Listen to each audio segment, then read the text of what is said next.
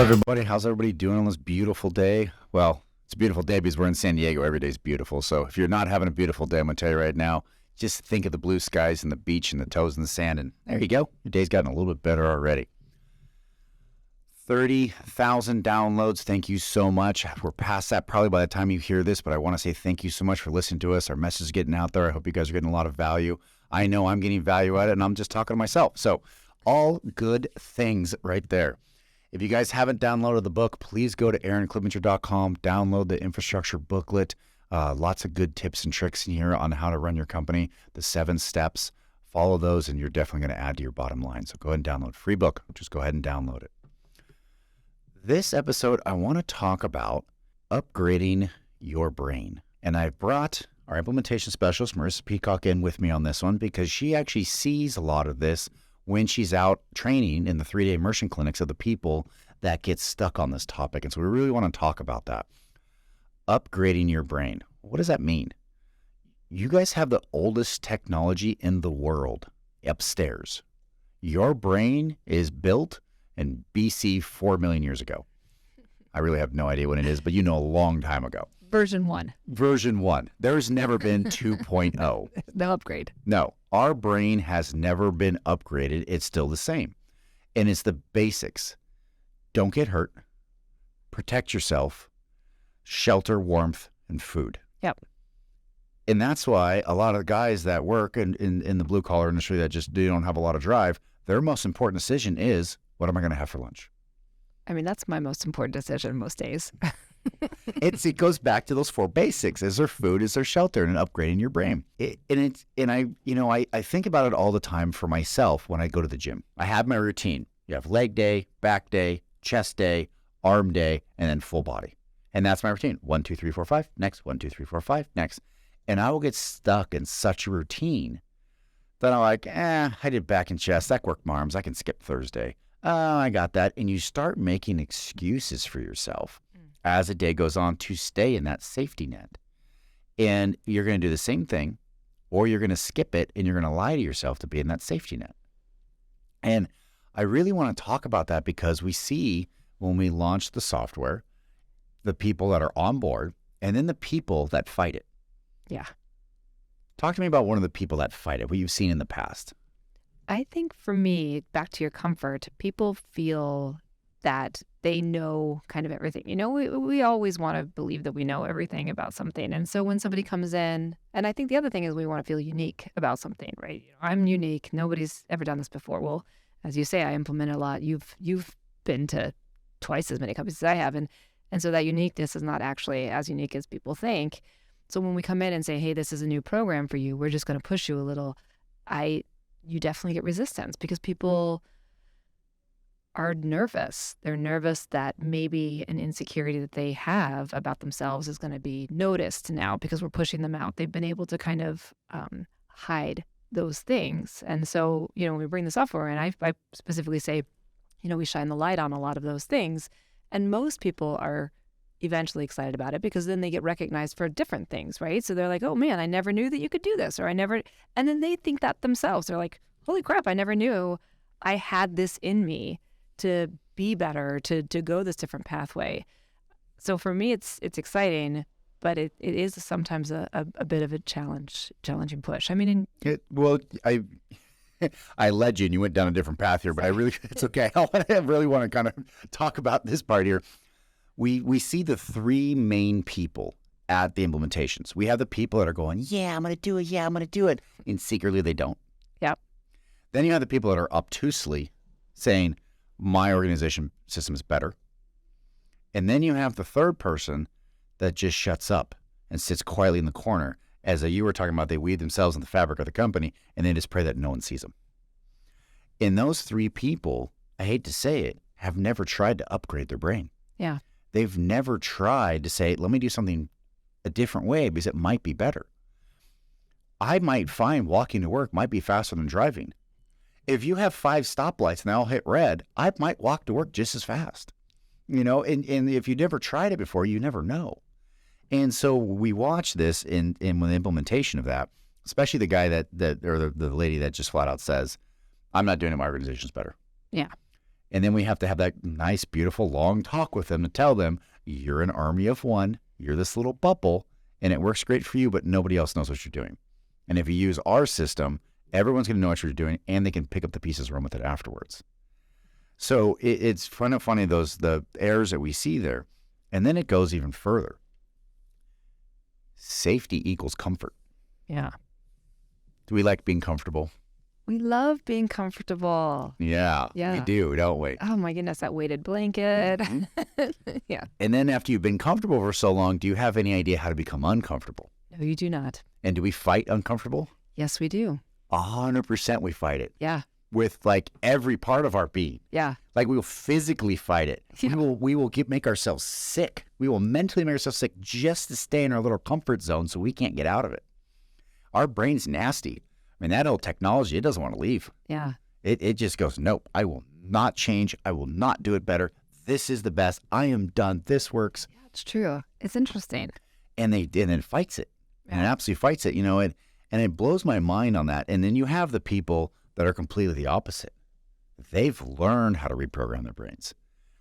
If you've never heard about Joe Rogan, I'm pretty sure you've lived under a rock. But this guy's reprogrammed his brain. He really has. He has broken the code and reprogrammed, said, hey, I'm going to look at this from a completely different angle. Am I full of his truth? Come on, let's talk and have these conversations. That's a man that I feel that has reprogrammed his brain and said, hey, I don't need to worry about, am I going to die tomorrow? This is a scary thing around the corner. It's always so refreshing to listen to him. Yeah. And as so he learned how to become uncomfortable. Right. I don't know that much about him. I don't follow him daily, so forgive. But his martial arts and all that, he's making himself uncomfortable. I don't know about you, but if you've ever gone toe to toe with another person of your same weight and height, it's intimidating. That's pretty scary. I mean, you know me, I have street fights every week, so. But that just alone is a perfect example of how to become uncomfortable. Yeah. But for us, what I've seen here is it goes further, which is really scary for me. Safety equals comfort. Comfort is get stuck in your ways. Yeah.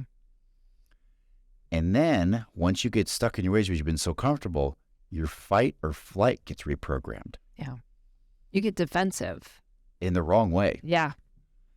Even though it's 4 million year old technology, your fight or flight gets reprogrammed in the wrong way.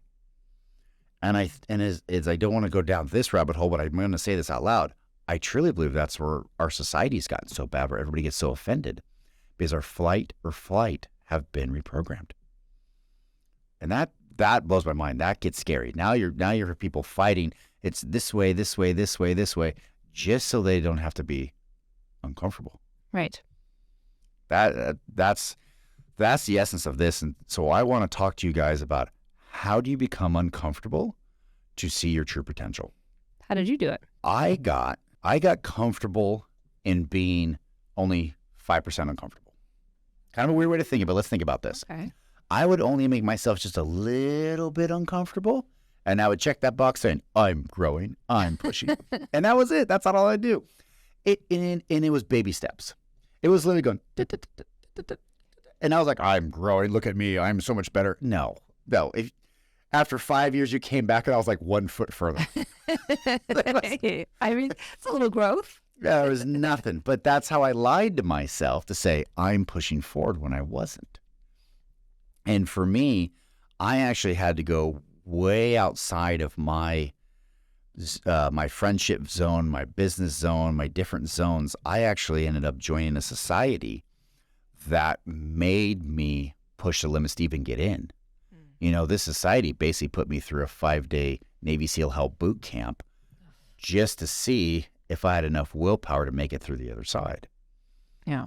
And that really broke the mold by far. Yeah. That was one thing where I had it. And it was, I wouldn't say a significant amount of money to sign up, but it was enough money to sign up that I didn't want to lose it. To make you feel uncomfortable. Yes.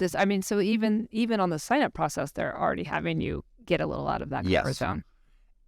And these are the tricks that I've found to make myself on the cutting edge and being uncomfortable.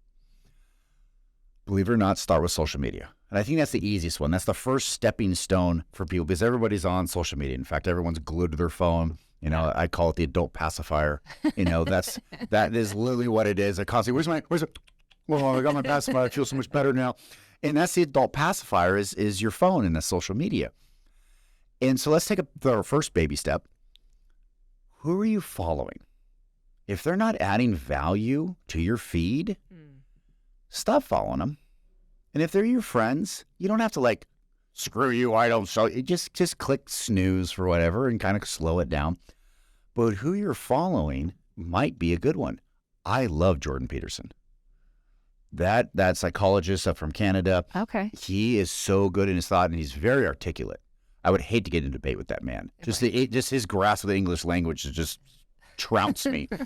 But he does a really, really good job of very calmly articulating the problem and then possible solutions based on our physiological needs. And that's kind of what we're talking about, those basic needs.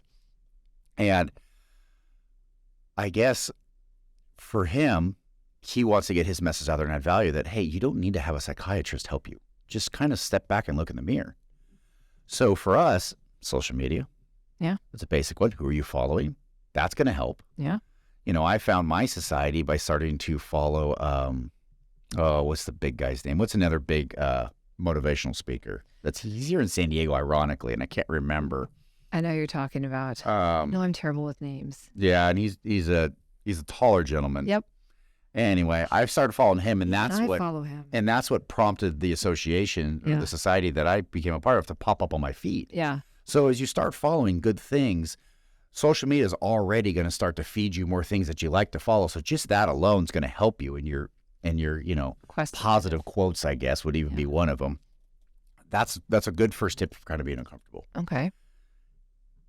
Now let's go a little extreme. Have you guys seen that cold plunge?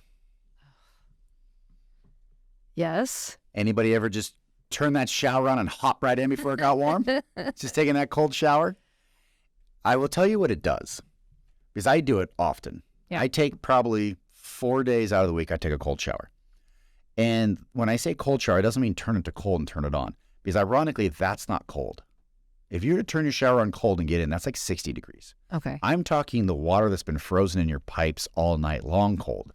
That's down there in the 50s. So as soon as you go in and you hop in, and for people that really know your body, what you should do is put your head under and your neck immediately, because your neck and your feet regulate your body temperature. Okay. And so when your neck hits that cold, that's really going to send the shock waves through your body. So get in, you take a cold shower. Well, first off, just to mentally get into that cold shower, that takes a lot of willpower. Yeah. Now you're already uncomfortable. That's a good first step. Number 2, when that water first hits you, your body screams, "Get me out." Yeah. And it will knock the wind out of your lungs. Even though there was nothing that physically happened to you, it still did it. So you end up going, trying to suck more oxygen in, because your body is just closing every capillary, every vein, everything is shrinking in your body to keep it as warm as possible. Your body goes into survival, like emergency survival mode, immediately. Yeah. But people swear by it. They say it affects the way you think. It sort of almost resets everything. So it does. Yeah. It does, and that's why I do it all the time. Not only does it reset you, but let's really talk about that reset. It resets flight or fight. Now, I'm going to put you on the spot for a little bit. What is flight or fight?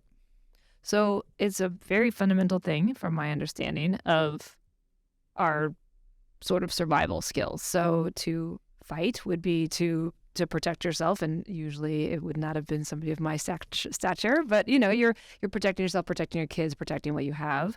And then flight would just say, you know what, actually, I have the things that I need, or I can carry them quickly. I'm out, because that is my survival. So I won't be able to fight this person or this thing or whatever it is. Dinosaurs? Nope, you're right. That's right. So that is fight or flight. And when you get comfortable, your fight or flight gets reprogrammed. Yeah. And now your flight or flight is going to get fired off by little things.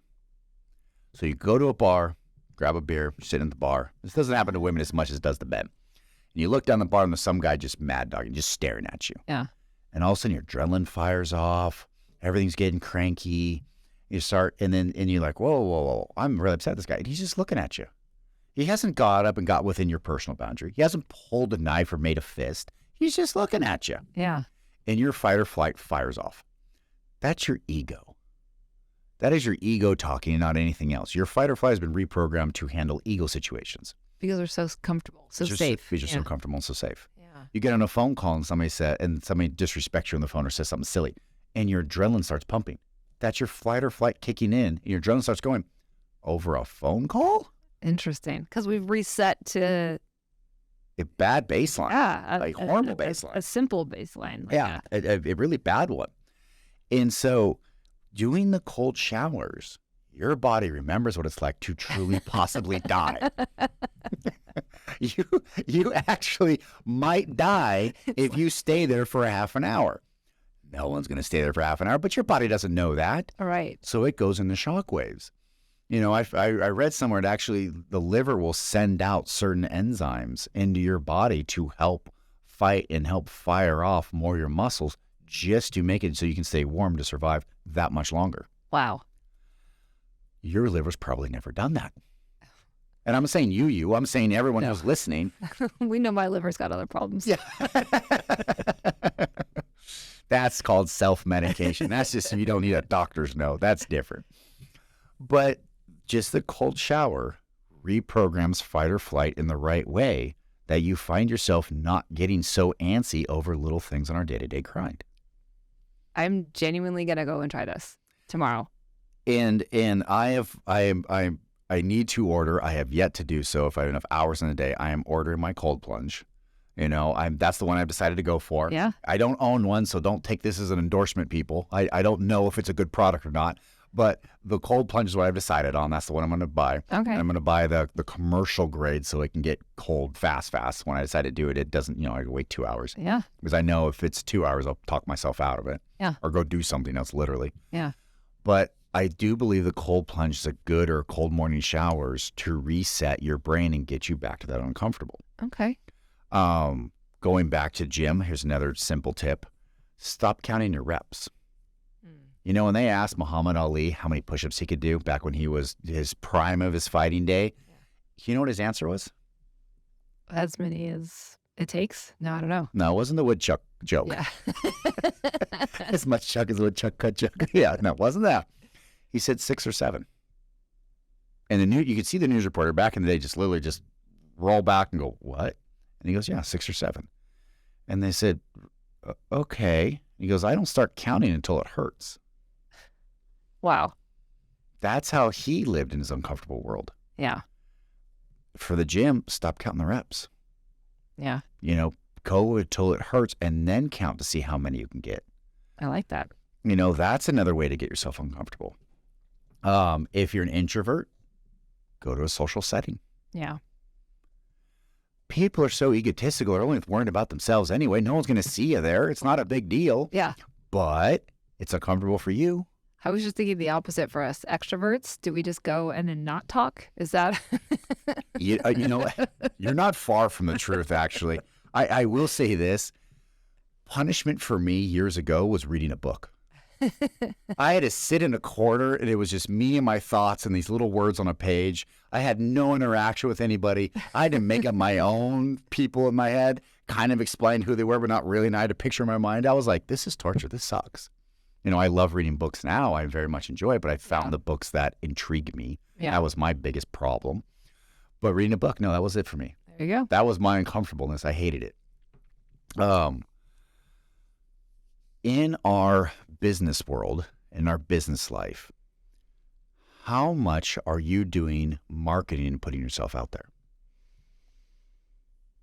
Personally, I was just talking to my husband about this the other day, and he recently was looking for something, and he was, as you say, he was on his Instagram, he was on his LinkedIn, he did, some podcasts, he did some YouTube stuff even. And so and he's an introvert. So for him, that was really, and then lo and behold, he found a job.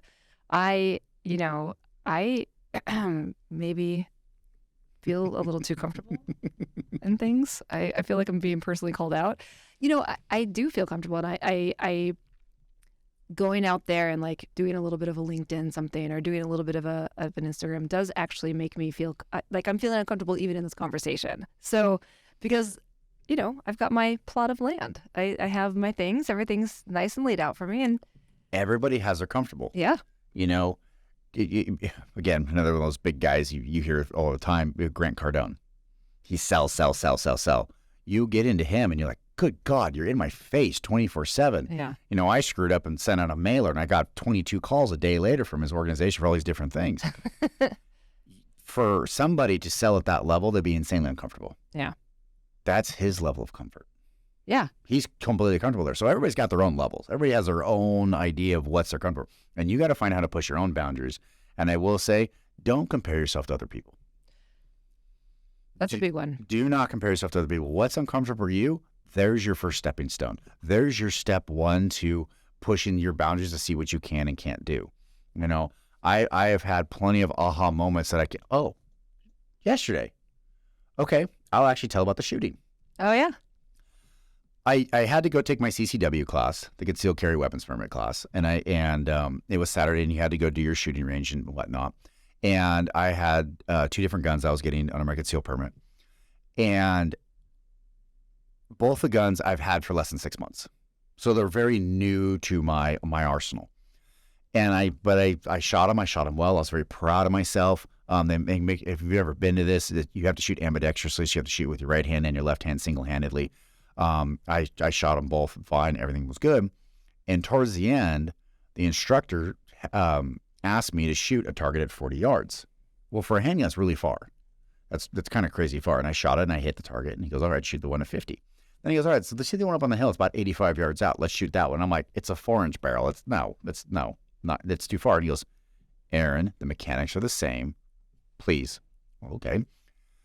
I shot it and you could literally hear it go, pong, ping. And you could hear it hit the metal dong. Incredible. And I shot a 4-inch pistol at 85 yards. And then I proceeded to hit it 4 out of the 5 times. I didn't know I could do that. Yeah. I was blown away. And because I said right off the bat, oh, that's too far, I put a boundary on myself. Right. That 4 million-year-old brain kicked in and said, nope, can't do it. And instead, he pushed me ever so slightly. I said, okay, I became uncomfortable. Yeah. And as soon as I became uncomfortable, I ended up doing something I didn't know I could do. Yeah. Incredible. And I think to your point, we block ourselves so often. We say we can't do something. We say, to the uncomfortableness. So that makes me feel uncomfortable. Therefore, we can't do it. Therefore, it's not possible. And I think maybe even back when people say it is possible, that's when the new fight or flight comes into play. Oh, you're very deep today, Aaron. That's a good story. It's a good. Yeah. How are you guys upgrading your brain? How are you guys pushing your limits? I don't care how small it is or how big it is. You pushing yourself to the next level, you're going to uncover something in yourself you didn't know you had. You're going to be able to do something you didn't know you did. And it all starts with something simple. Go follow the right person on social media. Go take a cold shower.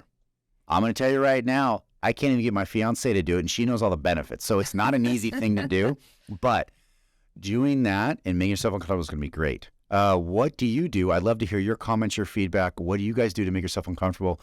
Please make comments on YouTube. Tell me where you're at. I'd love to learn from you guys as well. Thank you.